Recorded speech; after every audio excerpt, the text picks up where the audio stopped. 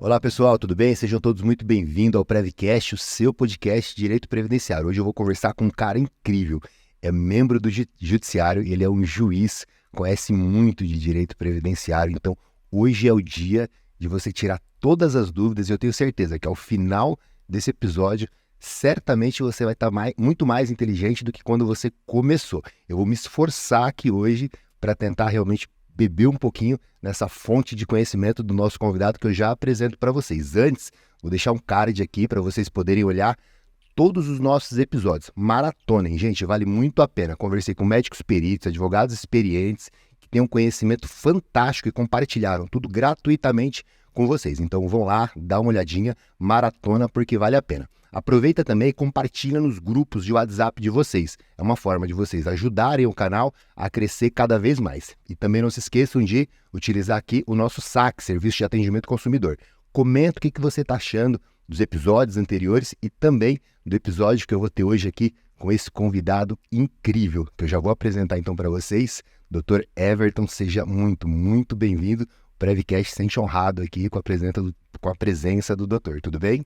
Muito obrigado, Danilo, pelo esse convite. Eu também fico muito feliz de poder hoje conversar com vocês e tentar, quem sabe, dividir um pouco da minha experiência e que, de alguma forma, isso contribua para o seu crescimento enquanto profissional. Espero que vocês aproveitem ao máximo, então, esse bate-papo. Obrigado pelo convite. Imagina, é uma honra. Gente, um membro do Judiciário, ele é juiz de Guarulhos, do Juizado Especial de Guarulhos, né? Juizado Especial Federal de Guarulhos. E, poxa, a maioria dos advogados aqui, doutor Everton, realmente atuam no âmbito do Juizado Especial Federal, então acho que você vai conseguir contribuir bastante aqui hoje com a advocacia, não tenho dúvida. Você está há quanto tempo lá em Guarulhos, doutor? Bom, eu atuo já na magistratura desde 2017, eu estou em Guarulhos acho que aproximadamente desde o começo de 2019, e sempre no Juizado Especial Federal aí, então já tenho uma certa experiência em relação a essa área. E valorizo muito os profissionais que atuam na advocacia previdenciária, porque eu acho que essa é de fato uma área do direito que promove transformações sociais. Então aqui eu quero iniciar já rendendo méritos ao relevante trabalho que todos vocês, né, as doutoras e os doutores exercem para contribuir, né, para o desenvolvimento deste Brasil, que a gente sabe, né, Danilo, precisa muito ainda de justiça, né? A gente tem muita carência disso. Precisamos, muita justiça social. A gente, os advogados que estão no front conversando lá, somos, aliás, os primeiros juízes aí, né, dos advogados, dos clientes, e observamos ali se realmente tem viabilidade ou não é o caso, e a gente se depara realmente com algumas situações que doem, assim, sabe, doutor Everton? E é difícil, né, mas como advogados a gente tem que ser técnico, né, tem que ser técnico, levar ao Poder Judiciário aquilo que realmente tem viabilidade, né. E o objetivo hoje é trazer um pouquinho disso para vocês. Antes, vocês já perceberam que o Dr. Everton tem uma boa oratória. Eu quero apresentar para vocês hoje o nosso patrocinador, que ele é um comunicador nato. Aliás, já digo para vocês que eu tenho me desenvolvido em oratória, tenho estudado bastante sobre oratória, aprendendo com essa fera, que é o Edgar Caetano. Edgar Caetano, ele é um comunicador e treinador. Então ele faz mentorias individuais, que é o que ele tem feito comigo, então recomendo o Edgar para vocês, tá bom? E também treinamento corporativo, então se você quiser levar ele para sua empresa, fazer um treinamento em company, ele também faz esse tipo de atividade. Ele me informou, né, que a habilidade de comunicação hoje, além de ser uma das mais valorizadas pelo mercado, ela também é uma das habilidades mais desejadas e muitas pessoas têm trava na comunicação.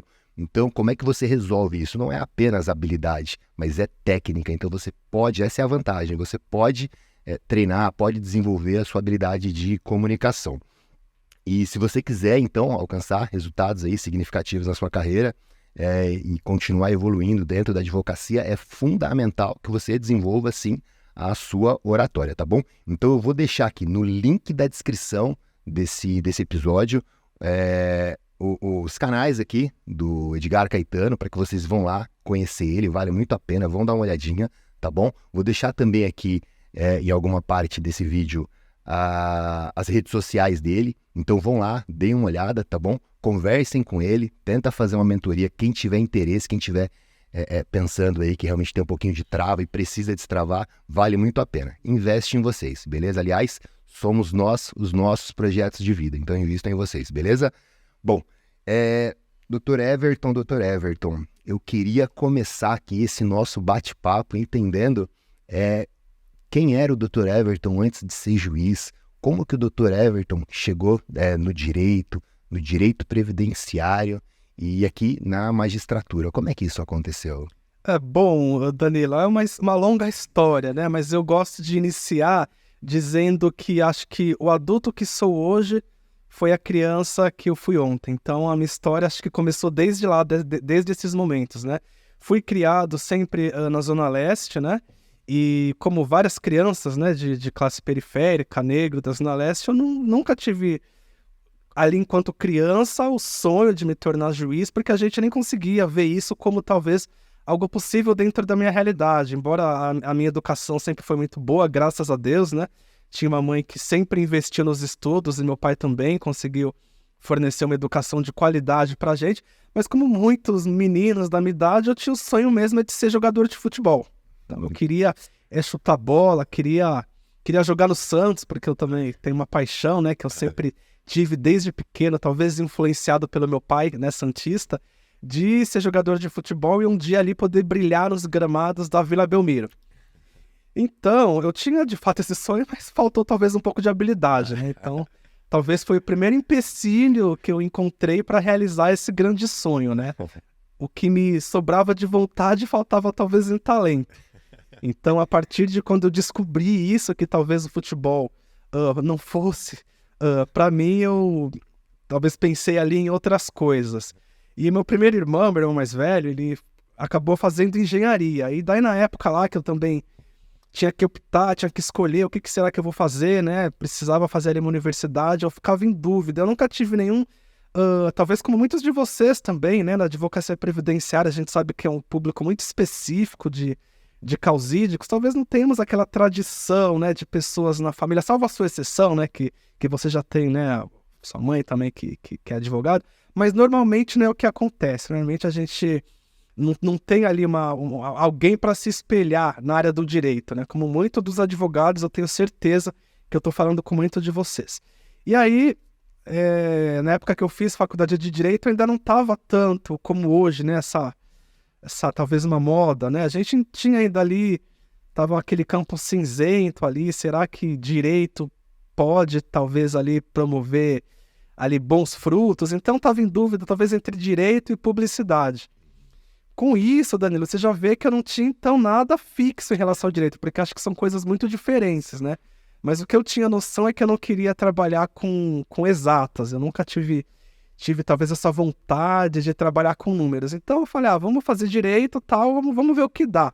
Mas eu não tinha até então sequer o objetivo de prestar concurso público. Eu queria talvez advogar, queria, enfim, né, descobrir, desbravar outros meios, quem sabe para o direito desportivo, para me aproximar. Se eu não pudesse talvez ser jogador de futebol, quem sabe trabalhar próximo deles ali no campo jurídico.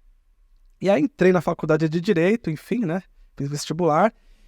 E mesmo depois que eu comecei a fazer faculdade de Direito, eu ainda não sabia se de fato era aquilo que eu queria, sabe? Você tá ali muito...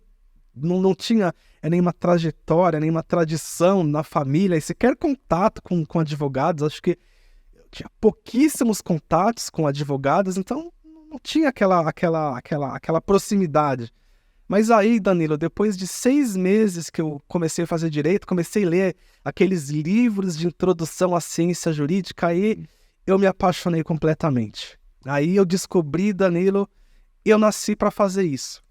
Eu não sei o que poderia ser a minha vida sem o direito. E depois que eu tomei essa resolução, depois ali aproximadamente 6 meses de curso jurídico, foi que eu acho que eu descobri para que de fato que eu tinha sido chamado nesse mundo. Era trabalhar com direito. Ainda não sabia bem o que eu iria exercer, se eu seria advogado, se eu seria trabalhar no Ministério Público, se eventualmente eu seria magistrado, delegado. Eu não tinha essa noção, mas o que eu tinha ali, convicção é que eu iria trabalhar com direito, eu iria fazer a minha vida a partir do conhecimento jurídico. E aí nesse começo eu ainda não sabia muito bem o que eu queria, eu comecei a ter um pouco mais de contato, né, com as carreiras jurídicas, aí eu fui apresentado formalmente, tive um pouco mais ali de contato com a carreira da advocacia, com o Ministério Público, também com o Poder Judiciário, e a partir de então ali dentro da universidade é que eu decidi que eu queria exercer um cargo público. Eu valorizo muito, né, a quem exerce, vocês aí que exercem a advocacia, tenho total respeito e convicção de que vocês são instrumentos de transformação social, mas eu decidi naquele momento que eu queria fazer parte do Ministério Público. E aí, desde o começo, Danilo, não foi nada que depois, não. Logo no primeiro ano de graduação, eu já comecei a forjar os meus estudos para a realização desse grande sonho.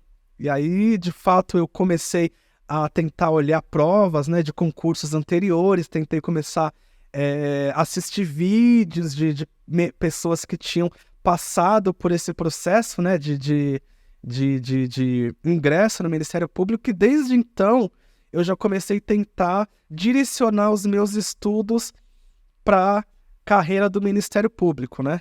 E aí eu fiz várias descobertas nesse momento. A primeira descoberta que eu fiz é que para conseguir atingir esse sonho, eu precisaria ter condições financeiras razoáveis, porque, infelizmente, naquela época, mas ainda hoje, os concursos públicos, eles são muito excludentes.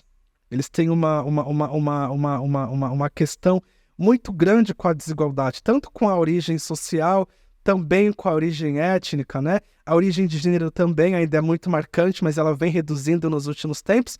E quando eu estava na faculdade, eu preciso dar um recado para vocês, eu sempre trabalhei, desde o primeiro ano da faculdade até a conclusão, eu sempre precisei conciliar o meu estudo da graduação, o meu estudo do concurso com a minha atividade profissional, porque eu venho de uma origem, de uma família, né, uma família que tinha ali, me ofereceu condições de estudo, evidentemente, mas eu tinha que conciliar esse estudo com o trabalho para conseguir ajudar nas despesas mensais do meu lar. E aí eu comecei a pesquisar e vi que para você conseguir atingir esse grande sonho naquela época, você precisaria também ter algumas condições materiais mínimas, né? Porque você precisava ali, né, Danilo? Você sabe, né?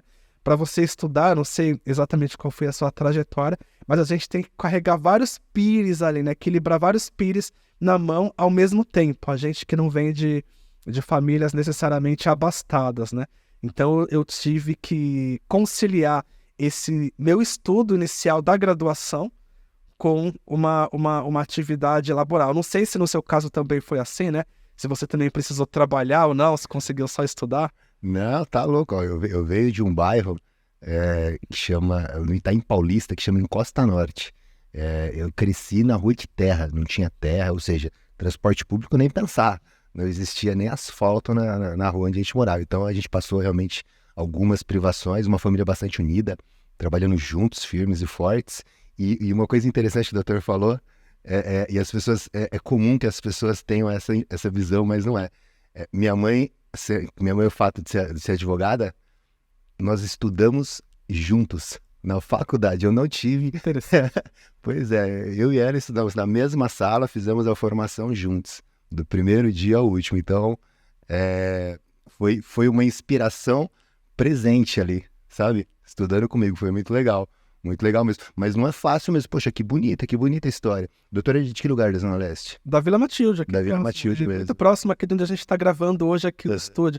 E é muito bom você ouvir falar isso, né? De ter estudado com a sua mãe. Eu preciso aqui parabenizar você e também a sua mãe, porque a gente vê como que a educação, ela tem um poder de transformação. Na minha vida, o que eu posso dizer, o maior legado que a gente traz da nossa família e que a gente deixa para os nossos filhos é de fato a educação, porque embora ali não tinha condições ali, talvez as melhores para fazer frente às adversidades, né, e, enfim, aos desafios que eu passei, a educação sempre foi algo fundamental na minha vida, e através dela, sim, que a gente conseguiu caminhar mais longe. Eu trabalhei no começo da faculdade, eu fui supervisor de atendimento, de telemarketing, então você vê, de fato, a origem que eu era inserido ali, e depois os caminhos que eu tive que trilhar para conseguir alçar degrau por degrau o objetivo que eu almejei ali, que eu tracei e que eu consegui chegar. Mas o ponto principal, Danilo, foi esse que você mencionou, a educação. Nunca é tarde para você começar a sua educação. Seja qual seja o caminho que você escolheu traçar, ainda que você já esteja na advocacia, que você tenha o objetivo talvez de se tornar um profissional mais evoluído, a educação é o caminho. A educação é o início, meio e o fim. E aí, através disso que a gente pode, talvez, promover, Danilo, as principais transformações, não apenas na sua vida, na vida dos seus clientes, mas na nossa sociedade. Acho que isso é o fundamental.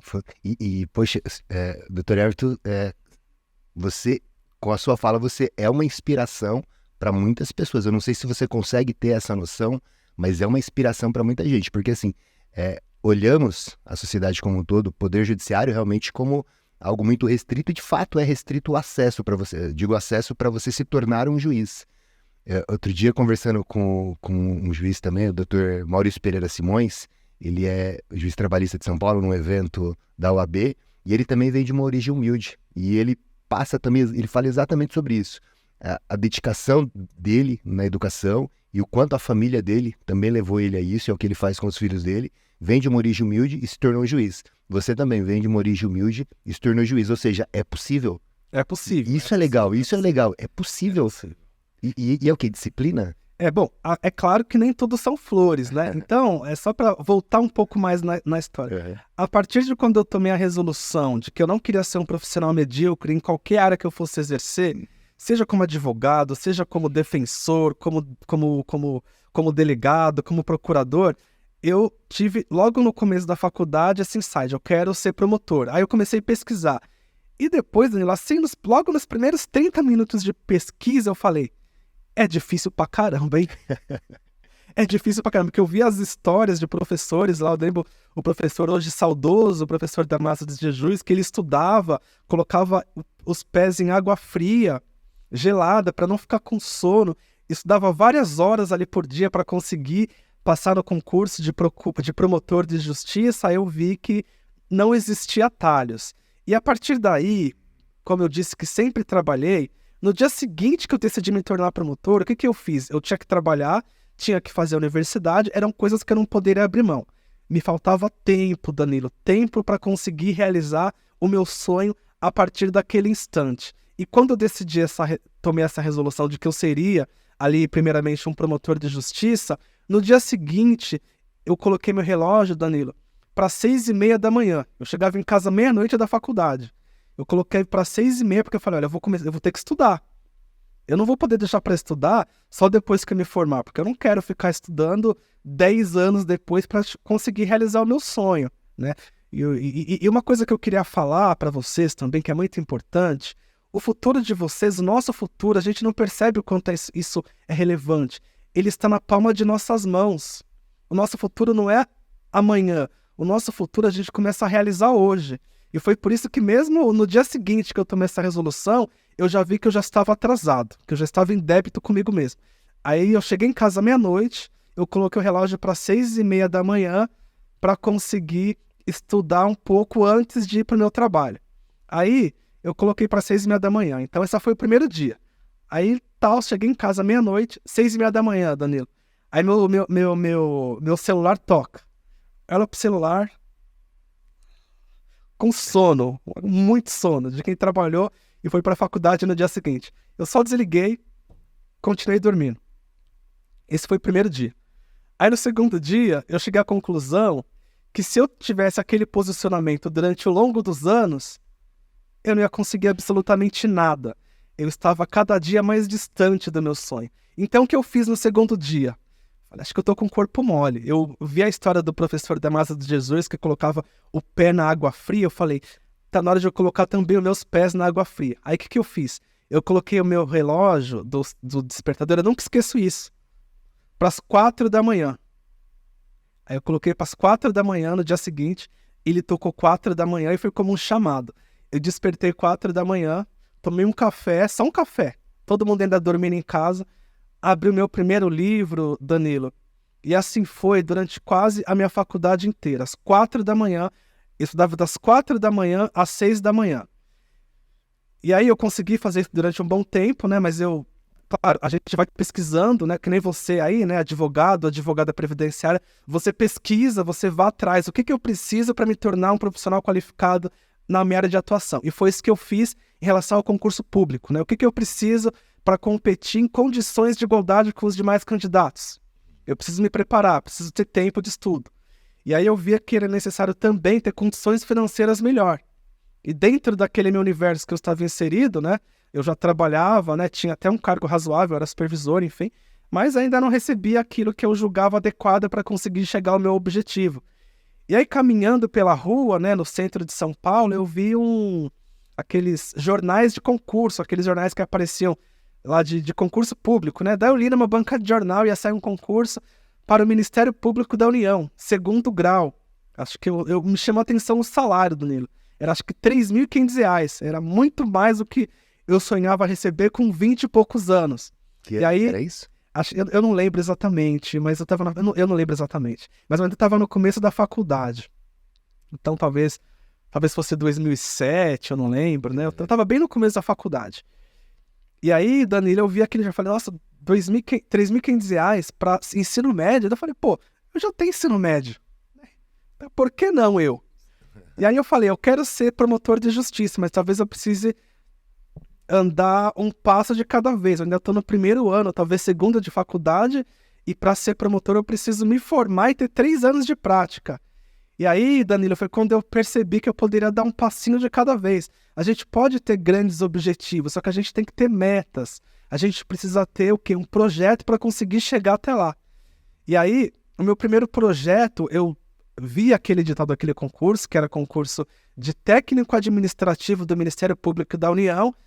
Eu consegui ali, né, colher um pouco de informações a respeito daquele cargo. Eu falei, eu vou conseguir esse cargo, eu vou escalar primeiro esse degrau para estar mais próximo do meu sonho. E aí foi isso que eu fiz. Eu tinha pouquíssimo tempo para conseguir estudar. Aí eu consegui pedir férias no meu trabalho que eu exercia naquele tempo. E 3 meses antes do edital, eu não sabia absolutamente nada do conteúdo daquela prova, né? E aí eu indico para vocês também, né? Sempre testarem os conhecimentos para terem exata noção de onde vocês estão e onde é que vocês querem chegar. E aí, antes de iniciar os estudos para aquele concurso, eu resolvi fazer a prova, né? Fazer a prova, uma matéria especificamente. Fazer português, que português em tese, eu já fiz vestibular, eu conheço um pouco de português. E aí, eu consegui ter exata noção de onde é que eu estava. Eu fiz 10 questões de português. Eu nunca esqueço, 10. Eu errei 8. Aí eu falei, nossa, eu acho que eu estou um pouco longe, né? Desse objetivo.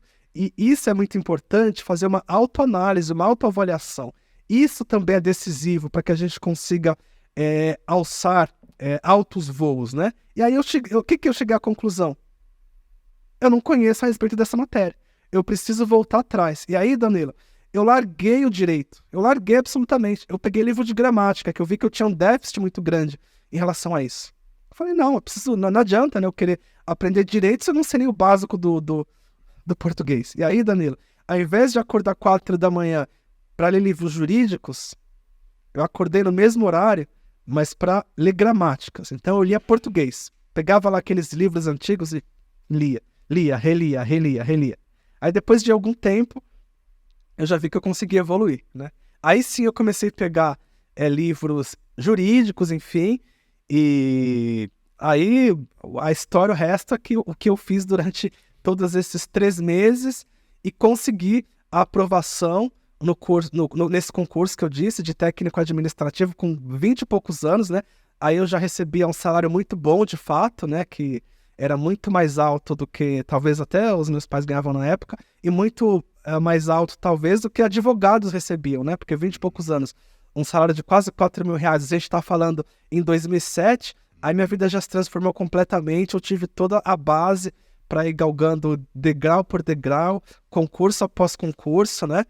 O objetivo que de fato eu tinha, que era me tornar um membro do Ministério Público, né? Que depois, evidentemente, se transformou, já que hoje eu sou juiz e não promotor de justiça. Cara, que legal, que fantástica história. E aí eu vejo eu fico aqui só tentando pegar aonde que tá a essência, né, de toda essa força? Eu vejo disciplina, me parece que acho que você foi muito disciplinado aí durante esse percurso, e autoconhecimento. Realmente você olhou e falou, cara, eu não sei sobre isso, eu vou estudar. Porque é difícil, às vezes as pessoas elas não têm esse autoconhecimento, nem percebem o que não conhecem e não sabem onde corrigir, onde avançar. E na sua história, acho que foi meio nesse sentido. Muito autoconhecimento, muita disciplina. Você deve ter dito muitos nãos aí para finais de semana embalada, para coisas que te desviariam desse seu objetivo.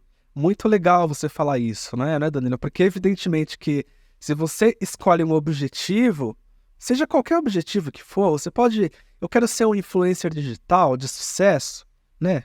Eu quero ser um gamer, eu quero ser uma bailarina, eu quero ser um advogado. Você precisa aceitar, antes de escolher o seu objetivo, pagar o preço por ele.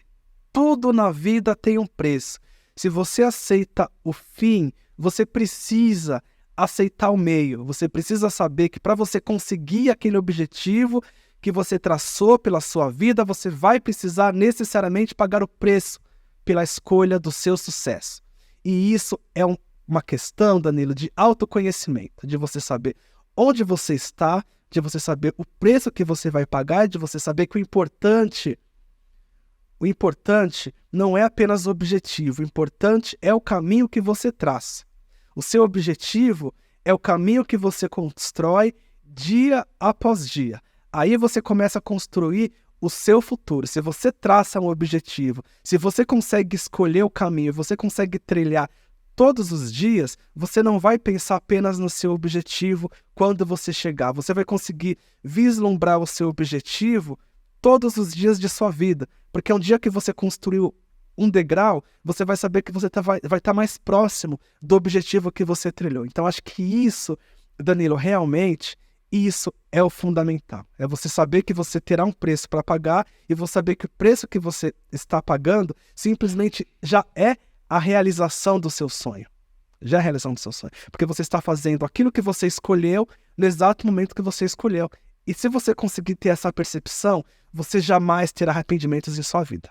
É isso que eu penso. Que legal. E com você me parece que foi aquele dia, 6 da manhã, que você não acordou, você falou, cara, ali você conversou com você e falou, eu preciso pagar esse preço aí, preciso fazer igual o Damásio lá, pôr meu pezinho na água e pagar esse preço. Exatamente, você descobre que tem alguma coisa muito errada não acontecendo na sua vida. E muitas vezes essa coisa não errada que não acontece na sua vida diz respeito não aos outros, e sim às suas próprias atitudes. O que eu posso fazer, não é? O que eu posso fazer para transformar a minha situação, né? O que eu posso fazer para, de repente, conseguir ter mais resultados nos meus processos? E isso vai uma coisa muito importante, Danilo, e isso acho que é o fundamental, é você ter humildade. Você precisa ter humildade para reconhecer que você pode fazer as mesmas coisas que você faz de uma forma mais diferente. Você precisa ter humildade para reconhecer que você pode aprender com qualquer pessoa. Você precisa ter humildade, mesmo eu, enquanto hoje juiz, que eu posso aprender com o meu estagiário, eu posso aprender num bate-papo com você, eu estou aqui aprendendo. Essa troca de informações já diz muito sobre quem nós somos, né? A gente está aberto para aprender, a gente está aberto para tentar analisar a mesma coisa com outros olhos. Acho que a partir disso a gente consegue evoluir, a partir disso a gente consegue crescer, tendo humildade para tentar fazer as mesmas coisas, aprender e abrir de uma forma diferente que vai poder produzir outros resultados, né? Ao tempo que a gente ensina, a gente aprende. Ao tempo que a gente aprende, a gente compartilha essa nossa visão de mundo e compartilhando, né? Talvez hoje essa visão de mundo possa fazer sentido para você que está hoje aí, né? Nos assistindo, nos ouvindo e depois compartilhando com outras pessoas. Eu sinto que assim é que a gente consegue evoluir, porque tudo que eu sou hoje, como eu disse, é produto talvez da criança que eu fui, mas não apenas da criança, do adolescente que eu fui, das pessoas que eu tive a oportunidade de ter contato. É nesse meio caminho, ninguém chega a grandes objetivos sozinho, isso eu tenho certeza, né? As pessoas que eu conheci, os lugares por que passei, os concursos porque eu tive a felicidade de conseguir também estar, foram determinantes para que hoje eu estivesse aqui, né? Eu não consegui sozinho. Isso é determinante, não apenas, eu digo, em relação a meus pais, meus irmãos e as pessoas que participaram da minha vida, mas também outras pessoas que participaram indiretamente. Humildade é o fundamental para que você consiga ir longe. Acho que isso é um ponto muito importante que a gente não pode, em nenhum tipo de bate-papo, né, formal ou informal, desconsiderar, Danilo. Legal, legal. Eu ontem, nos escritórios, né, eu fiz avaliação de desempenho com os colaboradores, então eu saí em todas as unidades conversando com os colaboradores e falando da avaliação de desempenho, dando um feedback para eles do trabalho deles. E o foco que eu tive com todos eles é realmente na questão do estudo e tentando internalizar neles a compreensão de que eles são o projeto de vida deles. É neles que eles têm que focar, na evolução deles e no desenvolvimento educacional deles, que vai tornar eles cada vez mais fortes. Obviamente a empresa se beneficia com eles mais fortes lá dentro. E eu vou pegar esse episódio aqui e vou levar agora de novo para eles para mostrar. Tá vendo aqui, ó? Olha o que o estudo faz, olha o que a educação faz. Realmente ela é salvadora para todos nós. É um exemplo mesmo, Dr. Everton, parabéns. Eu queria entender agora, você se tornou membro do Poder Judiciário, e aí como que é esse primeiro dia que você chega lá, já como juiz vai assumir ali a sua cadeira, o gabinete? Como que foi esse primeiro momento? Bom, como que eu disse, antes eu preciso apenas só para que a gente tenha aqui uma continuidade. Eu falei, não, mas você sempre quis o Ministério Público, né? E aí depois você hoje é juiz, né? O que aconteceu? E aí eu sempre digo que o meu primeiro objetivo, o meu primeiro sonho talvez, era me tornar um procurador, um promotor de justiça, né? Do Ministério Público Estadual, trabalhar com crimes e etc. Aí depois eu passei no concurso do Ministério Público da União e fui trabalhar no Ministério Público Federal, né? Como servidor. E durante essa minha trajetória, muitas coisas aí foram se transformando, porque uma coisa é quando você tem o contato apenas em tese, né? Com aquela carreira. Outra é quando você tem um contato um pouco mais próximo. Então foi aí que a minha visão foi talvez se transformando. Então eu digo que, como meu primeiro objetivo era Ministério Público Estadual, eu namorei com o Ministério Público Estadual, noivei com o Ministério Público Federal, já que durante muitos anos eu tive esse objetivo, mas eu casei com a magistratura federal.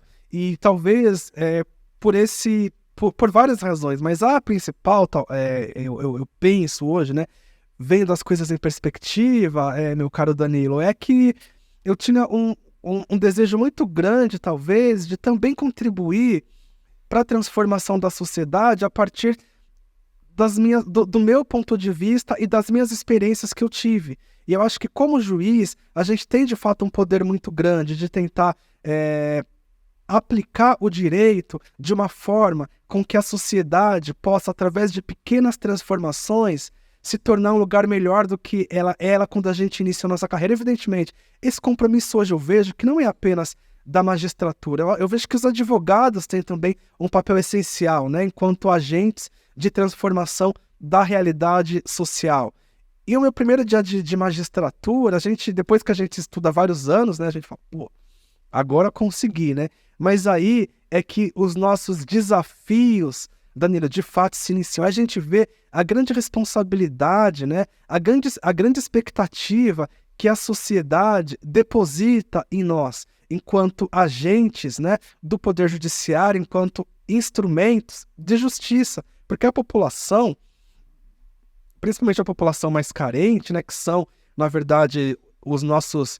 o principal foco do Poder Judiciário, que é tentar tornar a sociedade brasileira mais equânime, que tem, na verdade, uma visão do judiciário enquanto judiciário punitivo. Porque você sabe, você também vem de uma origem humilde, a gente é criado para ver o Poder Judiciário apenas como órgão punitivo.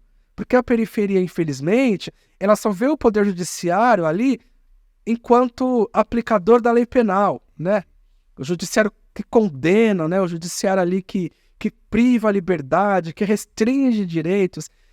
Lamentavelmente, essa ainda é uma visão que prevalece em relação ao Poder Judiciário. A população mais carente, que é quem mais precisa de justiça, ainda vê o judiciário, ainda vê a justiça, né, como um órgão punitivo.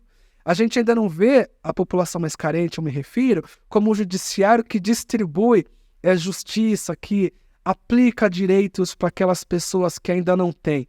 E esse foi o meu objetivo quando eu tomei posse, como juiz federal. Tentar também mostrar para a sociedade, ou pelo menos para os jurisdicionados que ali tivessem ali contato com os meus processos, um outro lado da justiça. Um lado mais humano, um lado que acolhe, um lado que tenta compreender, né, que por mais que eventualmente a pessoa esteja ali em uma situação de desigualdade, ela também é titular de direitos. Então, o meu objetivo quando iniciei minha carreira como juiz foi esse, foi tentar olhar as coisas de uma outra forma e tentar mostrar para a sociedade que é possível sim, que a sociedade é digna de toda a confiança que ela ainda deposita no Poder Judiciário. É claro que a realidade, essa é a expectativa, é claro que a realidade depois, né, evidentemente, foi me deparar ali com 5.000 processos ali e que a gente tinha que cuidar daquela situação, muitas vezes não da forma que a gente gostaria, né? Essa que foi. Interessante, a gente aqui no canal a gente fala muito sobre gestão, né? Uma das coisas que eu levo para os advogados é alguns insights, algumas percepções sobre gestão. Você como juiz ali, você também tem de alguma forma um poder, uma organização em termos de gestão ali desse volume de processos? E se sim, como é que você trabalha isso? Como é que você pensa as suas estratégias de gestão para tentar tornar, dar mais vazão para esse volume grande de processos e conseguir atender melhor o jurisdicionado? É muito boa essa pergunta, né? Porque acho que a questão da gestão processual é algo que preocupa já o judiciário há muitos anos, né? A gente vê que no Brasil, Danilo, nós temos hoje em trâmite mais de 80 milhões de processos. 80 milhões de processos. Algo que não vem reduzindo, né? A gente tem um relatório do Justiça em Números do CNJ, que é publicado anualmente, que mostra que não há uma redução na quantidade de processos. Então, evidentemente, é algo que preocupa, né? Porque já diz o filósofo, né, jurista, que a maior das injustiças é a justiça intempestiva, é a justiça que chega atrasado. Então, eu queria aqui deixar essa mensagem para você que nos assiste, é advogado, que sim, a questão da gestão é algo que preocupa o Poder Judiciário. A gente tem sim uma preocupação com o seu processo que está atrasado. É algo que não apenas incomoda os juízes, não apenas incomoda o judiciário, mas é algo que com certeza milita contra a injustiça social, né? É algo que favorece quem está ali cometendo uma injustiça, essa demora, né? Porque enquanto não tem uma decisão, a pessoa ali, no caso, o INSS, né, já que a gente está falando aqui de litigância previdenciária, é beneficiada com essa demora. Então é uma preocupação que a gente tem sim nos últimos anos. O Código de Processo Civil de 2015 também já traz essa preocupação de uma forma bastante acentuada, de tentar lidar com a gestão, de tentar dar mais uma celeridade para os processos através de diversos mecanismos. Talvez o principal seja ali o julgamento de demandas repetitivas, a fixação de precedentes obrigatórios, né? Mas a gente não pode esquecer, Danilo, que por mais que a gestão seja a minha preocupação essencial, a gente também tem outra preocupação que é fundamental para o direito, que é a questão da justiça. E muitas vezes a questão da gestão ela acaba, de uma certa forma, ferindo o direito do acesso à justiça em sua visão material. Porque a gente não pode pensar simplesmente na questão pragmática de dar uma vazão rápida aos processos, sem garantir também o direito da parte, da pessoa, ao acesso à justiça, de apresentar os seus argumentos, a ampla defesa, e tudo isso, Danilo, também leva um tempo. Então a gente fica entre aqueles dois extremos, né? Se a gente aumenta a celeridade, a gente pode reduzir o acesso à justiça sobre a perspectiva da qualidade da jurisdição. Então isso é muito importante. Você, advogado previdenciário, deve ter se deparado com diversas situações. Você pode dar melhores exemplos do que eu, de falar, pô, mas será que não analisaram? Será que, aqui até o juiz, será que ele não leu minha petição? Né? Será que não analisou que esse caso ele é diferente dos demais casos? Né? Então essa é uma preocupação que também a gente não pode esquecer. A questão da gestão, mas também a questão da qualidade da prestação jurisdicional. Então são dois pontos que a gente precisa tomar cuidado, né?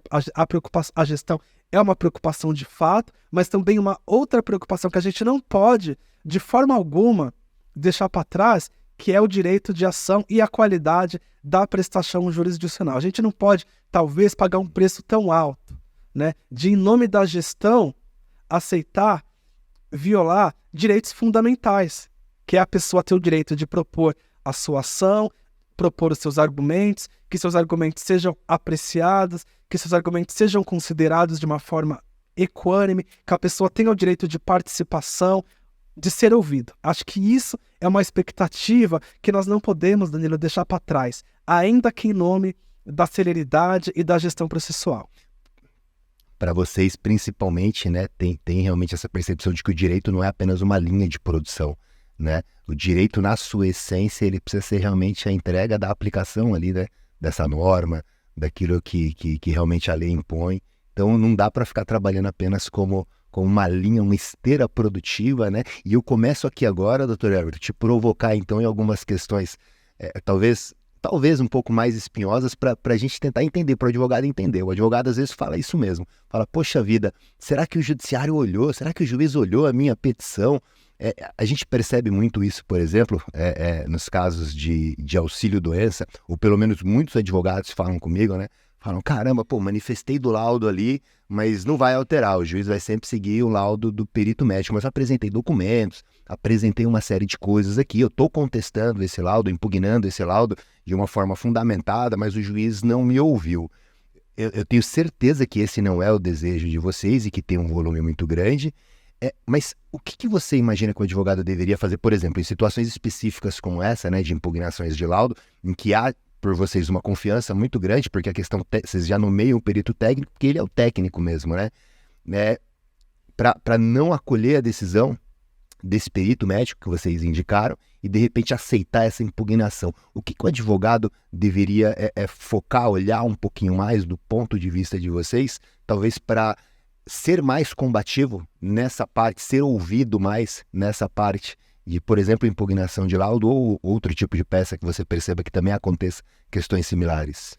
É uma questão de fato bastante tormentosa, mas acho que é muito boa a sua questão para esclarecer a colega ou colega que tem a oportunidade de nos assistir, né? É muito importante. Bom, primeiramente a gente sabe que a prova pericial, ela tem talvez ali um desenho diferente das demais provas, né? O juiz, evidentemente, ele analisa os fatos, a gente sabe que existe o princípio da persuasão racional, ele analisa as provas ali e vai decidir com base em sua convicção, mas evidentemente, desde que ele possa justificar as suas conclusões nos elementos que constam daquele determinado processo. No caso da prova pericial, né, quando a gente pensa numa prova pericial, ela é destinada a fazer prova de fatos que apenas o conhecimento do juiz não tem condições de fornecer um juízo razoavelmente adequado a propósito daqueles fatos.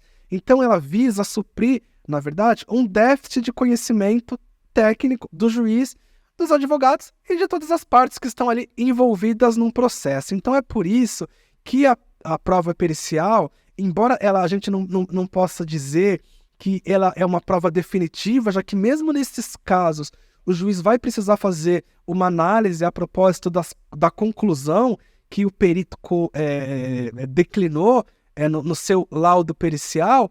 Regra geral, o judiciário e os juízes tendem a seguir as conclusões que o perito informou no seu documento pericial. E por que isso, Danilo? Porque naquele campo específico do conhecimento, o juiz ele não pode fazer uma manifestação, uma declaração que ele não tem conhecimento a respeito daquilo. Então, ele nomeia o perito de sua confiança para que, através do conhecimento do perito, supra o déficit de informação que o juiz possui a respeito daquele ponto. Então, regra geral, o juiz acolhe o laudo pericial formulado pelo perito e chega à conclusão. Então, se o perito informou que aquele autor ele possui aquela deficiência ou enfim, né, possui ali aquela condição física de saúde, ele vai seguir apenas de acordo com o que determinou o perito. Isso é uma regra geral, mas a gente sabe que o juiz não está obrigado a seguir as conclusões do perito. Ele pode, evidentemente, discordar do perito e caminhar por um sentido oposto, mas nesses casos é essencial que o juiz ele supra o ônus argumentativo para que ele possa decidir de uma forma contrária ao perito. Mas até pelos motivos que eu mencionei anteriormente, né, pela vazão que nós temos, pela grande quantidade de processos que nós temos, né, no judiciário, e pela própria legislação processual penal, que caminha no sentido de que os processos sejam julgados com uma celeridade, que a gente dê uma resposta para a sociedade de uma forma tempestiva. Na prática, Danilo, o magistrado não tem condições de ficar analisando cada laudo pericial para dizer se de fato aquele perito agiu da melhor forma ou não. A gente evidentemente analisa a conclusão que o perito chegou naquele caso específico, a gente analisa ali os argumentos que ele utilizou e normalmente a gente segue. E aí que está o papel do advogado. Aí que eu disse o papel importante que vocês, advogadas e advogados, têm no acesso à justiça e na transformação de realidades. A quem cabe analisar esse laudo talvez de uma outra forma e com outro olhar? Cabe aos profissionais, aos responsáveis jurídicos por aquela causa, sobre o viés dos autores. Esse trabalho é muito importante, porque se o juiz ali ele tem vários processos para cuidar em um tempo reduzido, se normalmente o juiz ele segue os laudos periciais, é claro que a gente olha, é claro que várias vezes ali, mesmo sem pedido do advogado, a gente decide contra o laudo pericial, mas evidentemente, pelas razões que a gente mencionou de gestão processual de tudo, a gente não tem condições de infelizmente, analisar todos nos seus, ali, em minúcias, mas o advogado tem esse compromisso. E eu verifico a distinção entre advogados. A gente tem também, você sabe disso, né? A distinção entre trabalhos de advogados, né? Entre, infelizmente, qualidade. A gente tem distinções entre qualidades de juízes, de procuradores e de advogados também. E advogados que são ali mais dedicados, que têm essa visão de que ele é um papel muito importante, de que não, é o juiz que vai decidir. Não, você tem um papel muito importante e decisivo. E nesses casos, Danilo, que o advogado, a advogada identifica que há de fato ali uma incorreção na conclusão do perito, ou que ele deixou de analisar ali algum documento importante para a justa solução do processo, nesses casos você precisa, advogada, ter uma atenção especial. Ainda que você tenha que entrar em contato com o juiz. É algo pouco utilizado, mas muito eficaz pelos advogados. Isso faz diferença. Hoje em dia você consegue ter acesso a qualquer juiz do Brasil. O CNJ obriga. Então, se o juiz não quer me atender, você tem o CNJ para reclamar. Você tem as corregedorias. O juiz não tem faculdade, Danilo, de atender no advogado. É um dever. Isso diz respeito, como eu sempre digo, ao exercício do direito de ação. Então você é advogada, se você tem ali uma situação diferente, uma situação que você acha que o perito não andou bem e que talvez apenas através da sua petição você não vai conseguir demonstrar, procure o juiz, mande um e-mail para a vara, para a secretaria, pelo menos na magistratura federal, eu garanto, eu não posso dizer 100%, mas 95% dos juízes federais estarão ali de braços abertos para receber você, advogada, e você, advogado. Então converse com o juiz. Doutor, nesse caso, doutor, o perito, olha, ele não analisou esse documento, doutor, nesse caso, a conclusão a que o perito chegou nesse determinado processo talvez não seja melhor por esses fatos aqui que ele não considerou. Isso faz diferença, Danilo. Eu vejo que isso ainda é pouco utilizado, porque eu recebo, evidentemente, né, contato de advogados através da nossa assessoria para despachar, para explicar situações que talvez ali fujam do comum, e isso faz diferença, mas o advogado tem que ser combativo. O advogado não pode esperar, não, o juiz resolve. Não, vamos simplesmente aqui colocar que depois o juiz vai ver. Eu acho que a gente precisa também ter um olhar um pouco diferenciado. Como eu falei, a gente tem muito poder em nossas mãos. Muitas vezes, o sucesso do seu processo está nas suas mãos enquanto advogada, enquanto advogado. Isso faz a diferença. Acredite no seu poder de transformação, acredite no seu poder de influência em relação ao resultado do seu processo. Isso faz diferença. A gente tem que sair de uma postura meramente cômoda, de confiar de que o juiz conhece o direito, ele vai fazer. Se o juiz analisou errado, a culpa foi dele. Mas e o que você fez? O que você poderia ter feito para influenciar na decisão, para que ela tivesse sido de uma forma diferente? Então, é necessário que você considere que o seu processo, enquanto análise ali pelo Poder Judiciário, é um processo muito relevante, mas tem outros 80 milhões. E quem que pode fazer a diferença? O advogado. Que bom, que legal. Olha, gente, que interessante, muito boa dica. Eu, geralmente, com os meus mentorados ou com a minha equipe, quando a gente vai trabalhar de impugnação de laudo, eu separo de duas formas, né? Tem a questão da matéria técnica médica, que geralmente a gente não tem condições de se contrapor ao médico perito, porque a gente não conhece daquela ciência e das técnicas que foram utilizadas. Até por isso o próprio judiciário, o próprio juiz encaminha para o médico perito. Mas eu acho que o advogado navegaria muito bem, e é como eu tenho trabalhado nos meus casos, nas questões processuais. Então o laudo ele não é um achismo, ele tem uma regra que deve ser observada pelo perito. E quando ele confecciona o laudo desrespeitando essas regras processuais, aí eu acho que existe o elemento, por exemplo, que o advogado pode discorrer na sua impugnação e tentar demonstrar que aquele laudo não é adequado, e não é adequado apenas por uma questão técnico-médica, mas por uma questão técnico-jurídica ou processual. E eu sinto aí que realmente o advogado teria mais uma chance de realmente reverter esse laudo. Eu queria entender com o doutor se isso faz sentido realmente, e na eventualidade do advogado que quiser discutir dessa forma, o doutor trouxe uma questão muito interessante. Venham conversar com a gente. O advogado ele tem, não sei se medo, receio, a faculdade talvez não, embora diga que estão todos no mesmo patamar, na prática o advogado acho que não sente essa percepção de proximidade do Poder Judiciário.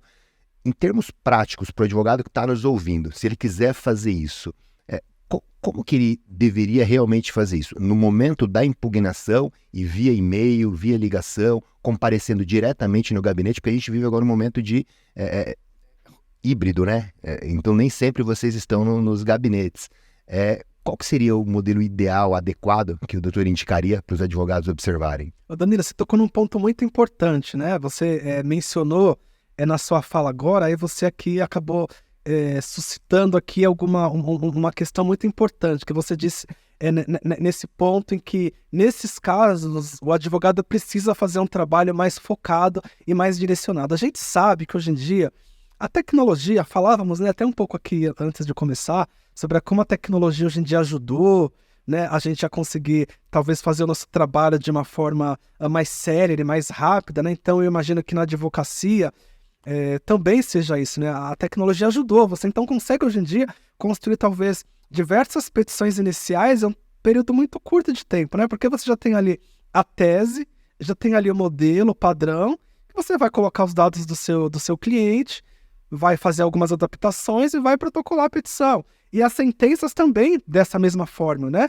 A gente vive hoje uma fase que a gente tem litígios de massa, questões repetitivas na sociedade, principalmente no âmbito previdenciário, a gente vive, né, várias questões ali que são repetitivas, né, mesmas questões fáticas e provavelmente mesmas conclusões jurídicas. Então a gente acostumou, né, profissionais jurídicos, né, eu digo advogados, procuradores e juízes, a trabalhar em grande parte do nosso dia a dia nesse sistema de trabalho, né? A gente procura lá o que se enquadra aqui.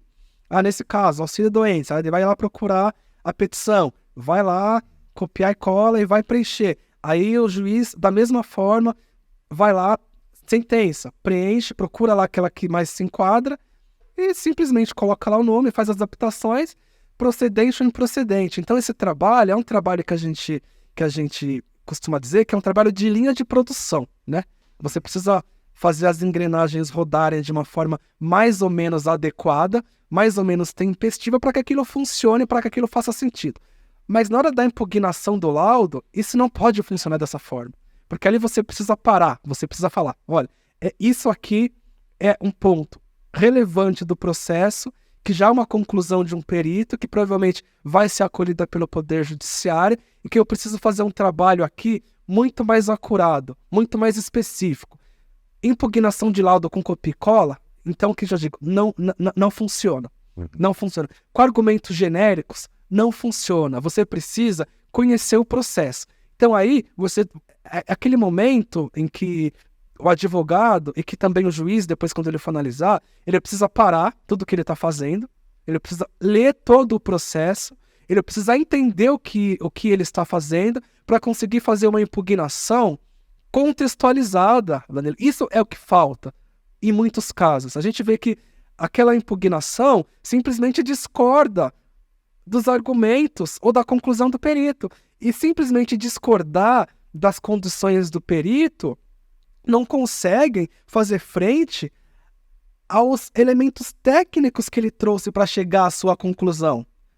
Então, não basta simplesmente você impugnar de uma forma genérica, você precisa contextualizar, você precisa mostrar que, de fato, naquele processo, que naqueles autos, aquela conclusão não é mais adequada. Então, nesse sentido, Danilo, o principal ponto que vocês precisam, enquanto advogados, se quiserem ali conseguir ter uma influência eficaz na visão do juiz, é de fato fazer um trabalho de formiguinha.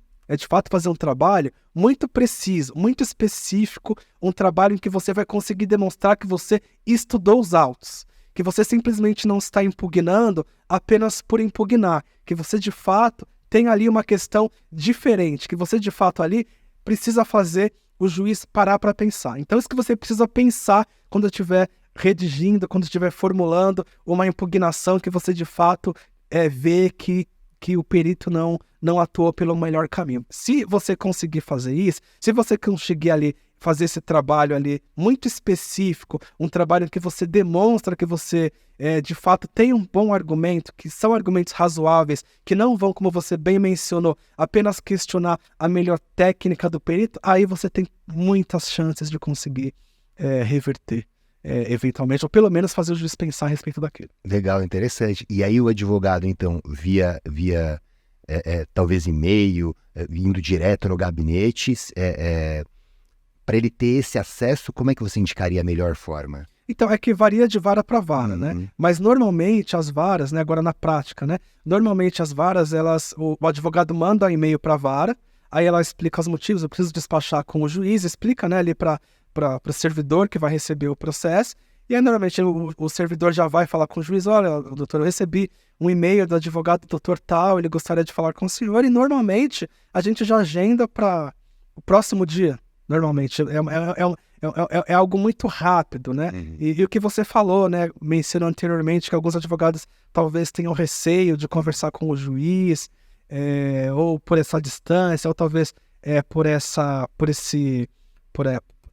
eu imagino, né, talvez por essa fama, né, que alguns têm de não receber bem advogadas. Eu costumo ver, sem nenhum demérito para a Justiça Estadual, que faz um trabalho ali também muito profícuo no seu campo de atuação. Mas eu costumo escutar advogados dizendo, né, que na Justiça Federal, que eu imagino a maior parte dos ouvintes atuam, né, já que a gente fala de direito previdenciário, cuja competência principal ainda hoje, as ações ainda correm principalmente na Justiça Federal, tem uma proximidade maior e uma facilidade muito maior de acesso com os juízes. Então, de regra, Danilo, através desse meio que o advogado encaminha para a vara, ele já consegue ali agendar um horário para falar com o juiz. É claro que a gente também tem a possibilidade do advogado comparecer ali pessoalmente, mas eu acho que hoje em dia a forma mais prática de você conseguir falar é você agendar um horário, porque assim você vai ser atendido de uma forma talvez até mais adequada. E não acredite nisso, advogado, nessa tradição de que a gente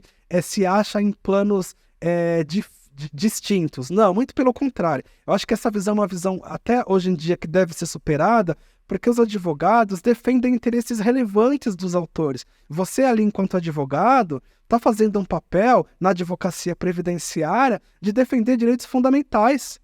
Então não deve existir nenhum tipo de hierarquia. Não deve existir nenhum tipo de barreira entre o judiciário e a advocacia. O juiz, ele faz um serviço público, a gente não pode esquecer isso. Somos servidores públicos, estamos ali exercendo nossas funções para atender a sociedade. E o porta-voz da sociedade na advocacia previdenciária ainda é um advogado. Então não deve existir barreira. Muito pelo contrário. Deve existir ali, cada um em suas atribuições, mas a compreensão de que nosso objetivo é o mesmo, que é realizar a justiça. Evidentemente, nem todos os clientes têm razão, alguns têm, outros não têm, mas isso é indiferente. O que importa para o judiciário é que todos tenham a possibilidade de ter os seus argumentos ali apreciados e que tenham uma resposta. Ainda que às vezes não seja a resposta esperada, mas que tenha uma resposta adequada, no sentido de que seus argumentos foram ouvidos. Interessantíssimo, interessantíssimo. A minha pergunta foi até porque alguns colegas advogados me relatam que já tem, aliás, até antes um pouco, eu acredito que realmente é um fantasma na cabeça do advogado, essa distinção. Eu imagino, como o doutor disse, que para vocês, para os membros do Poder Judiciário, vocês têm isso muito bem claro, muito estabelecido, até talvez pela posição de segurança que vocês estão dentro do processo. O advogado, ele fica mais ali numa situação de insegurança e acredita que o juiz realmente está distante dele, mas é um fantasma, me parece, e pela sua fala vai ficando evidente isso, que está mais na cabeça do advogado mesmo, e ele precisa romper essa barreira para se aproximar um pouquinho mais, e realmente isso, aliás, vai dar efetividade ao trabalho da própria advocacia. Em relação a essa questão, eu perguntei da questão prática, porque alguns colegas relatam que às vezes ao mandar, ao encaminhar e-mail, pode ser que dependa realmente, né, de vara para vara, mas aí o juiz, ao invés de recebê-lo, né, e eu acredito que receber talvez teria uma efetividade um pouco melhor, acho que a comunicação pessoal ali, ela é muito mais fácil de você transmitir informação do que a petição, mas a petição também é uma forma de transmitir as informações geralmente o pessoal da vara diz, pode ficar tranquilo, o doutor ele já vai avaliar a sua petição e talvez não há necessidade de agendamento. Então eles não conseguem fazer o agendamento porque a petição vai ser apreciada, né? Então eles peticionam e falam que quer despachar aquela petição, mas que vai ser apreciada pelo juiz. Você percebe que existe isso? Então, é porque, assim, lá no Juizado Especial Federal de Guarulhos, que é onde eu atuo, a gente tem uma visão muito, como eu disse, prática, né? Em relação a esse ponto. Acho que o advogado ele tem o direito de conversar com o juiz, ele tem o direito de expor os seus argumentos, ele tem total necessidade, às vezes, né, de tentar esclarecer um ponto fático ali, através de um diálogo, né? Não atua apenas ali num processo, né? Também, às vezes, ele quer esclarecer um ponto, eu acho que o judiciário precisa estar aberto a isso. E não apenas é uma opinião pessoal, como o próprio CNJ, né? Ele já tem diversas normativas que estabelece que não é faculdade do juiz. Então isso a gente precisa ter bem claro. Não é faculdade do juiz receber ou não o advogado. Isso faz parte das nossas atribuições. Não apenas das atribuições. Faz parte da nossa missão constitucional, que é exercer a jurisdição, dando a oportunidade das partes falarem. Isso talvez a gente não possa perder de vista, que ao receber um advogado, o que nós estamos dizendo para a sociedade? Que você tem a possibilidade de, antes de que seu pedido seja analisado, você expõe as suas razões das diversas formas possíveis, seja através de uma petição, seja através da oitiva de uma testemunha, seja através da oitiva do autor, e seja através de um diálogo entre o juiz e o advogado. Mas o que eu digo sempre, que mesmo nesses casos, eu acho que o advogado e a advogada não devem adotar uma postura passiva. Se você não quiser, talvez, ali criar um conflito direto com o juiz, procure a subseção da OAB. Olha, informe a dificuldade que você está tendo, né? Peça auxílio ali aos dirigentes regionais para que talvez conversem com o juiz. A gente recebe a subseção da OAB. Então, é muito importante que não se deixem vencer apenas por esse tipo de barreira. Aprenda a fazer da pedra uma escada. Então, eu não admito, eu acho que os advogados não devem admitir esse tipo de situação, porque os clientes deles não vão admitir. Olha, a sua ação foi julgada improcedente, eu quis falar com o juiz e eu não consegui. Qual a visão da sociedade em relação ao judiciário? Qual a visão da sociedade em relação ao próprio advogado? Então a gente precisa, como eu falei, a gente tem muito poder em nossas mãos.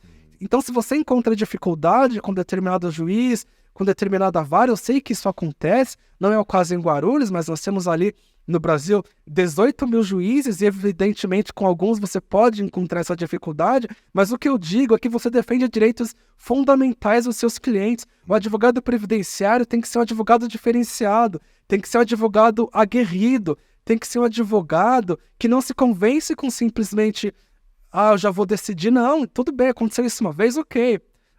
vá na sua subseção. Subseção, eu preciso da sua ajuda. Eu preciso que vocês, enfim, tentem marcar uma reunião com aquele juiz, que vocês conversem, que vocês entendam, que vocês me ajudem, subseção. Isso eu acho que ainda talvez não aconteça, né? Você, como dirigente, pode até esclarecer, isso acontece muito ou não? Eu vou te dizer, você tocou num ponto interessantíssimo. Eu faço parte hoje das prerrogativas da OAB. E com o doutor Gustavo Paviotti, e ontem, inclusive, a gente estava falando no grupo aqui exatamente sobre isso. Os advogados, muitos advogados, têm uma passividade muito grande. As prerrogativas da OAB, ela realmente é muito atuante. E ela não é conflitiva, não. Em situações como essa, por exemplo, ela vai buscar uma reunião, vai buscar uma comunicação, vai buscar se aproximar da advocacia e tentar tirar aquela barreira. E as prerrogativas, ela tem muito isso mesmo. Falta ao advogado ser realmente, como o doutor colocou, ativo, né? Ele não pode ficar numa situação passiva, ou diretamente sem conflito, e esse é o ideal, né? Sem conflito, tentar conseguir com o próprio juiz fazer essa reunião, e se não conseguir, se realmente tiver uma barreira ali que ele não consegue sozinho transpor, ele pode procurar as prerrogativas da OAB, que a OAB, ela, enquanto instituição, ela tem uma presença muito forte na defesa dos direitos do advogado. E eu vejo isso o tempo todo. A gente está fazendo agora um manual, em breve deve ficar pronto, um e-book sobre as prerrogativas dos advogados. Esse é um projeto que nós estamos trabalhando para que o advogado compreenda, porque veja, doutor Everton, eles realmente não conhecem, muitos advogados não compreendem. Engraçado, olha que interessante, o advogado ele conhece muito os direitos fundamentais do cidadão, previsto no artigo 5º da Constituição, mas ele não conhece os seus direitos fundamentais que estão previstos no artigo 7º do Estatuto da OAB, e são direitos fundamentais do advogado. Ele precisa compreender sobre isso para poder executar bem a atividade dele, e tem sim que ser ativo, como foi feita aí a dica do doutor. Então é fundamental mesmo. Você quer comentar sobre isso? Eu só quero comentar, claro. Essa questão é muito interessante, né? A gente fala de prerrogativas e você tocou num ponto crucial. É isso mesmo que a gente tem que pensar. A gente tem que pensar coletivamente. As prerrogativas dos juízes são prerrogativas dos jurisdicionados. Não são prerrogativas que existem. A gente muitas vezes questiona, né? Muita fake news, inclusive, é divulgada na imprensa em relação a juízes, infelizmente, né? Muitas críticas são evidentemente procedentes, mas também muitas coisas ali, né? São prerrogativas para beneficiar a sociedade, os jurisdicionados. E as prerrogativas dos advogados não existem para beneficiar o advogado, e especialmente elas existem para que os advogados tenham instrumentos de realizar uma defesa jurídica adequada dos seus clientes. Então, quando você não defende suas prerrogativas, você não está defendendo adequadamente os direitos dos seus clientes em juízo. É muito importante que o advogado tenha essa convicção. Para você, evidentemente, para um advogado, pode simplesmente, o juiz não quis me atender e tudo bem. Mas para os direitos dos seus clientes, isso pode significar a vedação, o óbice do exercício de um direito que eventualmente ele tenha. Isso que a gente tem que pensar. Não são simplesmente direitos instrumentais que são um fim em si mesmo. Então é por isso que não é possível, eu acho que isso é inadmissível, Danilo, que os advogados aceitem esse tipo de porta fechada e tá tudo bem. Não. A gente não pode admitir isso, porque para você pode ser só mais um cliente, mas para aquela pessoa ali que não teve todo o acesso à justiça necessário, no sentido de usar os meios e instrumentos através do seu advogado, pode representar ali uma negativa de direitos que vai fazer diferença para o resto de sua vida. Então a gente tem que trabalhar mais essa cultura do advogado exercer as suas prerrogativas, se não conseguir exercer, se estiver tendo dificuldade, para não pessoalizar a questão, não quero ter problema com aquela vara, com aquele juiz, não precisa pessoalizar, vá, procure o OAB. Acabou de mencionar como que a prerrogativa, né, os órgãos ali que cuidam, que velam prerrogativa dos advogados são atuantes, mas precisam ser mais acionados. Isso é um ponto. Precisam. Eu tô adorando isso aqui, gente. Eu tô adorando. Realmente, o Dr. Everton tá falando de coisas incríveis aqui e que talvez, embora muito óbvio para o doutor, para mim também, a gente está escrevendo isso, exatamente sobre isso, né? A gente não está defendendo os nossos direitos, está defendendo o direito do jurisdicionado. Muitos advogados não compreendem sobre isso, é incrível como não compreendem. Eu queria mudar um pouquinho agora, trazer talvez um outro assunto aqui também para a gente conversar, ainda sobre a ideia de perícia, mas não médica dessa vez. No âmbito do JEF, né, do Juizado Especial Federal, quando discutimos aposentadorias, aposentadoria em que se discute tempo especial, muitos advogados, como até falávamos antes aqui, às vezes quer ir para a justiça comum, porque lá eles conseguem a pedido de perícia. E no âmbito do juizado, isso não tem acontecido, pelo menos aqui em São Paulo. Eu não tenho notícia de fora de São Paulo, mas aqui realmente nos juizados, nos JEFs, não tem. Como é que o doutor enxerga isso? Porque as causas que são abaixo de 60 salários mínimos não tem o que fazer, precisamos discutir elas no Juizado Especial Federal. E se há a necessidade de uma perícia, há um óbice aí para a gente conseguir produzir aquela prova. E os problemas são vários, porque às vezes empresas fecharam, de fato o advogado diligencia, mas não consegue a documentação adequada e sobra para ele, em muitos casos, o único caminho realmente é a realização de uma perícia. Como é que você enxerga essa questão, doutor Everton? A Danila acabou de mencionar também um ponto bastante interessante, né? A gente sabe que os juizados especiais federais têm algumas distinções em relação à justiça comum, né? Várias distinções, né? A questão que o juizado especial ele foi pensado, nós até conversávamos, né, um pouco aqui antes disso, né? Ele foi pensado para tentar aproximar a justiça daquelas pessoas que ali estariam afastadas do judiciário, tendo em vista as barreiras talvez de acesso em relação aos custos, né, de um processo, ou até mesmo em relação à distância do órgão jurisdicional da população. Então ela tem de fato alguns outros objetivos que talvez o distingue da justiça comum, né? Entre esses princípios que informam objetivos, a gente tem a celeridade, né? Que a vocação, embora na prática a gente saiba que infelizmente nem sempre é assim, a gente ainda tem a vocação, enquanto juizados especiais, de tentar dar para a população, né, entregar uma justiça mais célere, mais informal, mais simples, né? Aquilo que a pessoa tenha uma resposta de uma forma ali, talvez mais rápida, quando em perspectiva com a justiça comum. E aí, entre esses vários caminhos que foram estabelecidos para a gente conseguir chegar a esse objetivo, a gente também, a jurisprudência, né, dos juizados especiais federais, reduziu a possibilidade de perícias. Então a gente sabe que não há vedação à perícia nos juizados especiais federais, né? Tanto que a gente tem perícias aí, né? Perícias médicas, enfim, que são realizadas, né, em vários processos, né?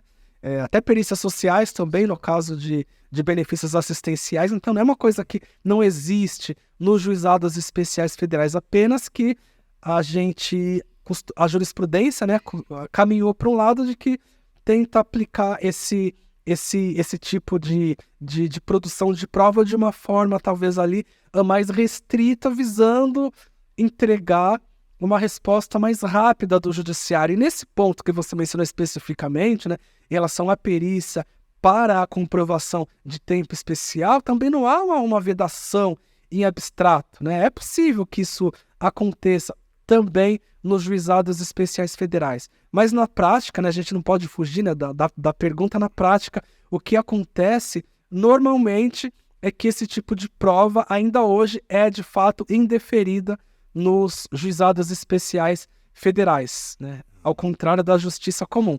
E aí você pode perguntar, né, as diversas razões para que isso aconteça, né? Os processos são diferentes? Me parece que não, né? Me parece que os processos são bastante similares àqueles processos que são propostos no âmbito da Justiça Federal Comum e nos juizados especiais federais. A diferença principal, isso sim, não está em relação à complexidade, mas sim em relação ao valor de alçada. Mas muitas vezes os processos que estão no JEF têm uma complexidade até maior, né? Se forem mais períodos ali, né? Que estão ali em discussão processual. Mas o que difere, Danilo, em relação acho que é esse ponto, talvez esse é o principal ponto. A gente sempre volta no ponto que a gente falou inicialmente, a questão da gestão. Os juizados especiais federais hoje é o órgão do judiciário brasileiro, talvez, que mais receba processos anualmente, né? Porque o INSS é o maior litigante do Brasil. Não tem ninguém no Brasil, nenhum outro órgão. Então veja a responsabilidade, hein, de vocês, advogadas e advogadas previdenciárias. Vocês estão brigando com um peixe grande. Não tem nenhum litigante no Brasil com mais expertise que o INSS. E aí, Danilo, o que acontece? Os juizados especiais federais, ele tem uma carga de trabalho muito maior do que a justiça comum.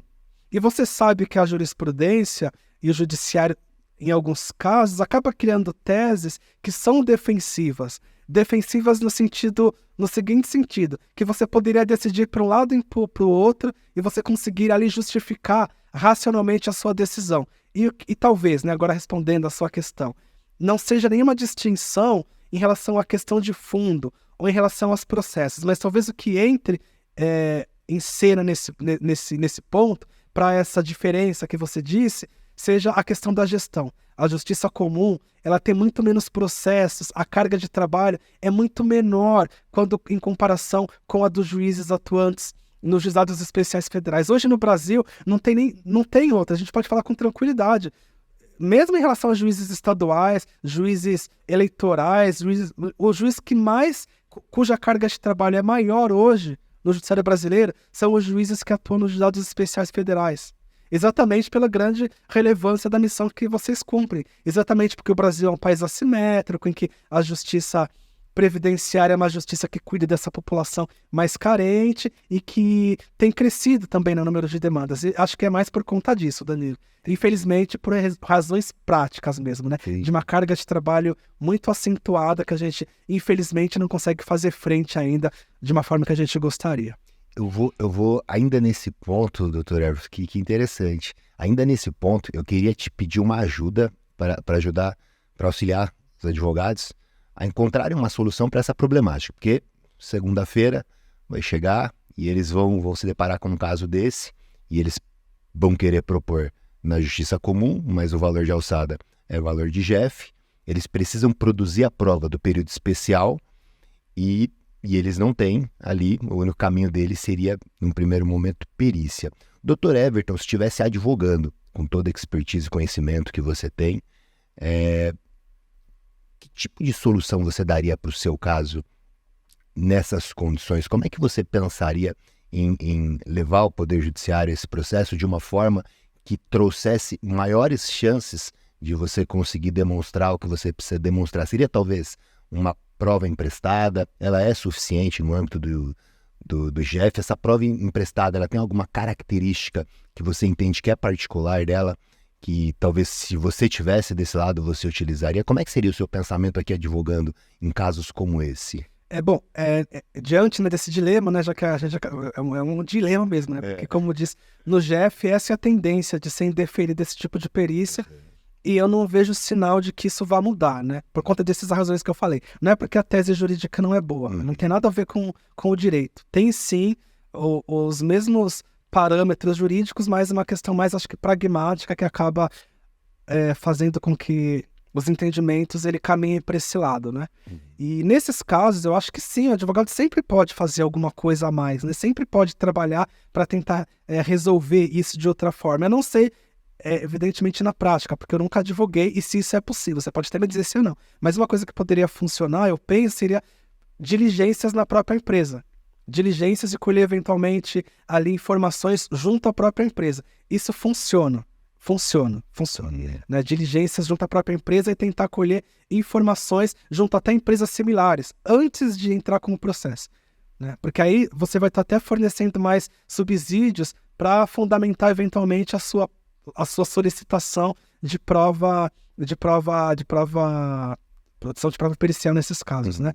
A prova emprestada eu acho que funciona, mas é claro que o Código de Processo Civil de 2015 ela acabou restringindo um pouco a prova pericial na medida em que ela exige que seja ali utilizada pelas mesmas partes no processo, né? A jurisprudência anterior era até um pouco mais aberta, né?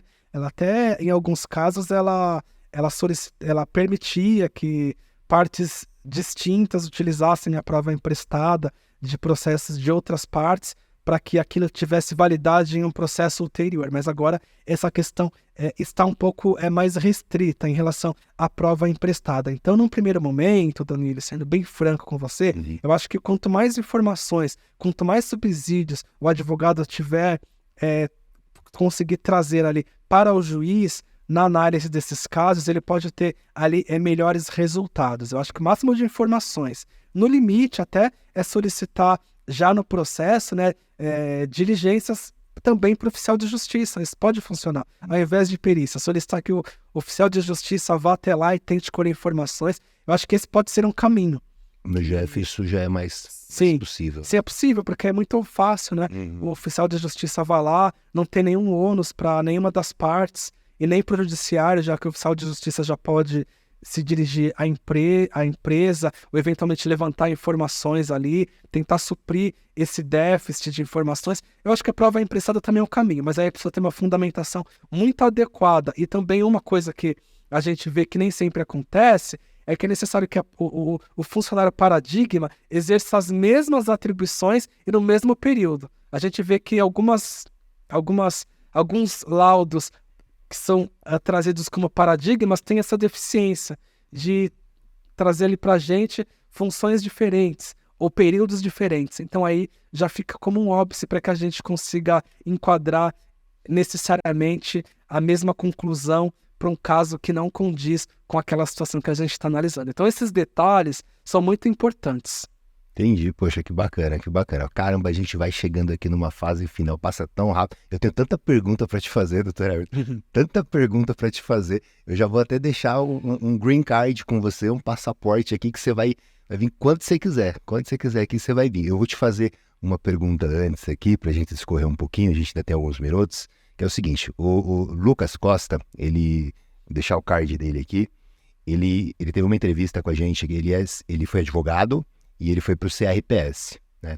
E ele mudou a visão dele lá no CRPS, porque lá no CRPS ele consegue ver muito como o advogado trabalha. Ele vê vários advogados. Então ele também tem essa regra de percepção em que advogados trabalham de uma forma muito mais dedicada e outros, às vezes, acabam jogando no colo dele a responsabilidade de dar uma decisão adequada. Eu imagino que o mesmo acontece sob a sua perspectiva. Você também, como até disse já um pouco, percebe que advogados trabalham de uma forma mais dedicada e outros não são tão dedicados assim.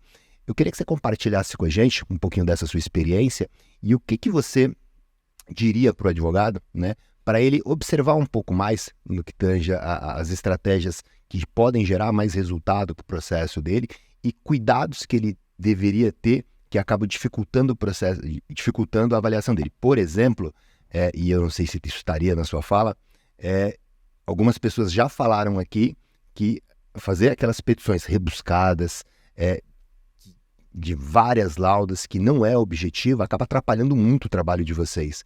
Ter que ler tudo aquilo toma muito tempo de vocês. Isso acontece e, além disso, tem outras coisas que você percebe dos advogados que ficaria como dica, eles têm a autonomia na execução das atividades deles, mas que a sua percepção, e se você estivesse advogando, você faria diferente. O que você teria para compartilhar com a gente nesse sentido?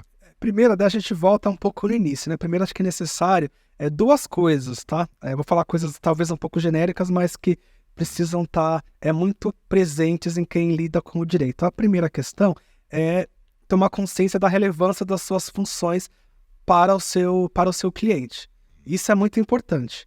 A boa atuação de um advogado, ela pode determinar o sucesso de uma demanda.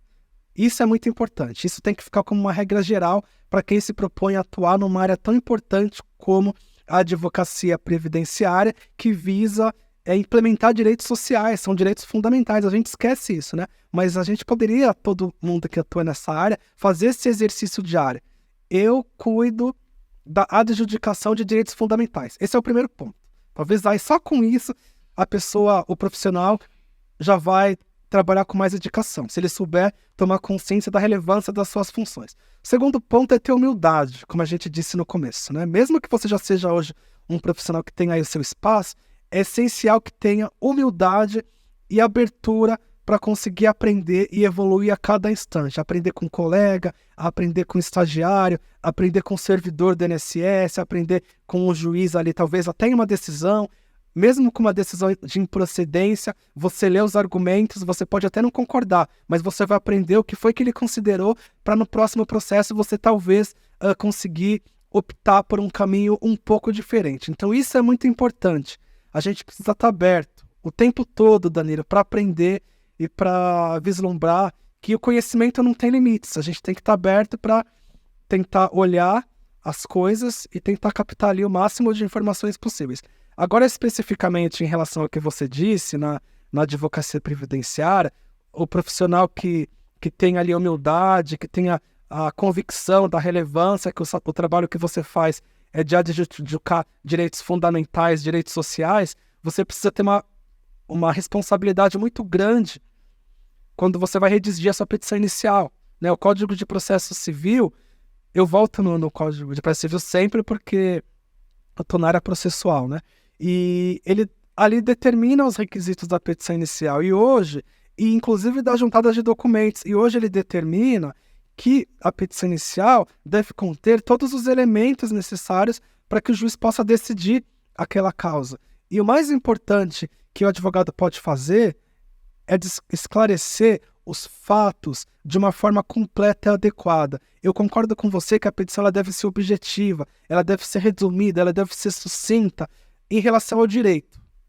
Mas os fatos, Danilo, e o pedido, isso deve ficar muito claro. Então, muitas vezes, a gente deixa, infelizmente, a gente está lá julgando uma ação e a gente vê lá, por exemplo, uma ação de benefício assistencial de LOAS, que a gente está lendo a petição inicial e aí a pessoa, vamos supor, pediu o benefício em 2017, mas o advogado na petição inicial, ele colocou retroativos desde a petição, desde a citação, ou desde a propositura da demanda. Isso, sob a perspectiva do advogado, pode ser só um pequeno deslize, mas o judiciário ele está restrito ao pedido.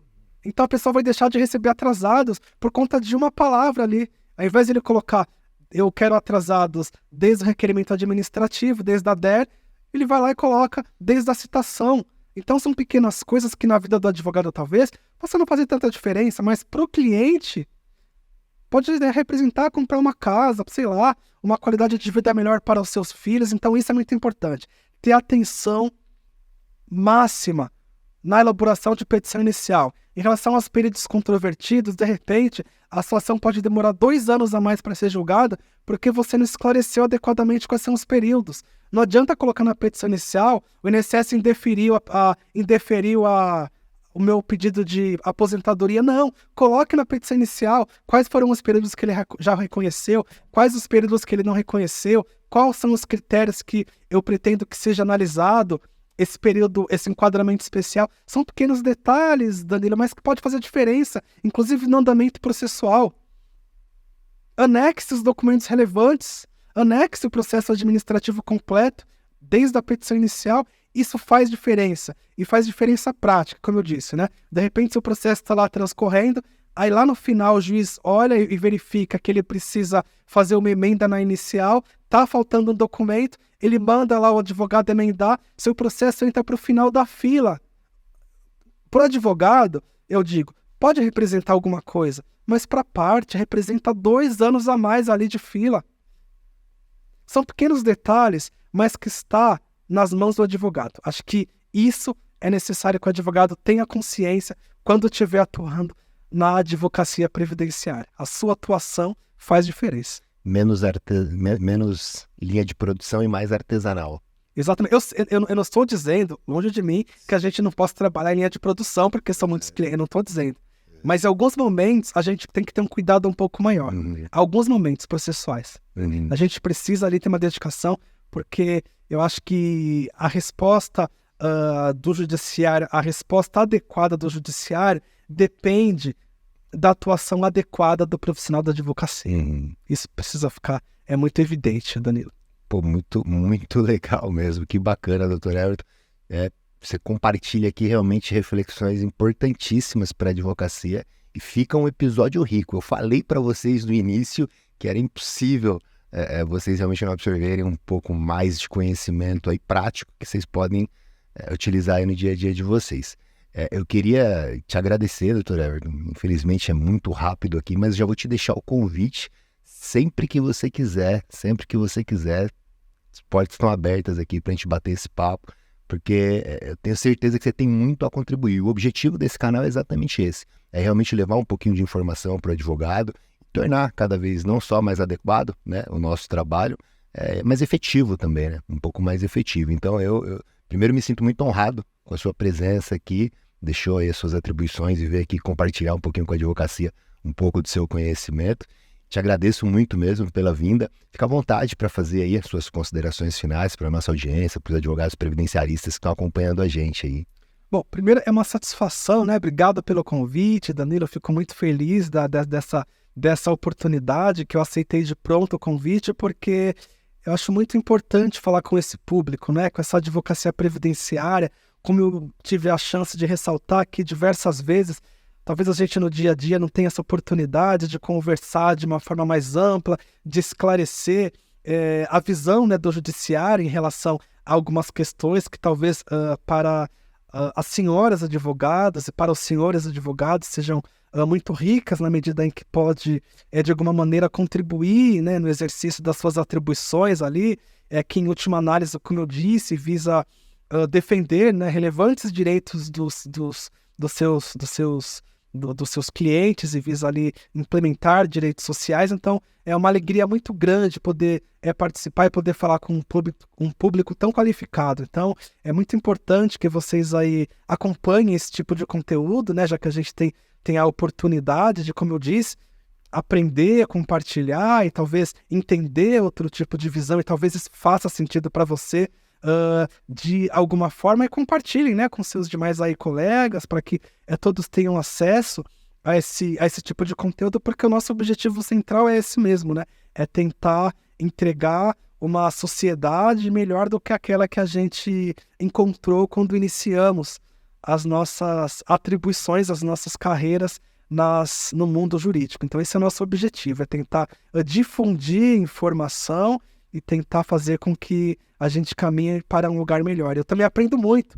Eu tive a chance de acompanhar alguns episódios do podcast, né? E também foi muito, muito rico para mim. Obrigado, Danilo, por você estar exercendo esse trabalho muito importante. O que você faz aqui é exercer um trabalho social, um trabalho de relevância social. Não apenas para os advogados, mas para toda a comunidade previdenciária que atua. Eu não tenho nenhuma dúvida que você ainda vai crescer muito, que escutaremos muito falar a respeito do seu trabalho. Parabéns. Pô, obrigado mesmo. Me sinto honrado mais uma vez aí com as palavras, doutor Everton. Ficamos felizes de saber que temos aí realmente um membro no judiciário muito preocupado com o social e que provavelmente reflete aí a visão da maioria aí do judiciário. Queria agradecer a todos vocês que estiveram com a gente aí até agora. Comentem aqui o que vocês acharam. Explodiu minha cabeça aqui de tanta informação legal. Doutor Everton, muito obrigado mesmo.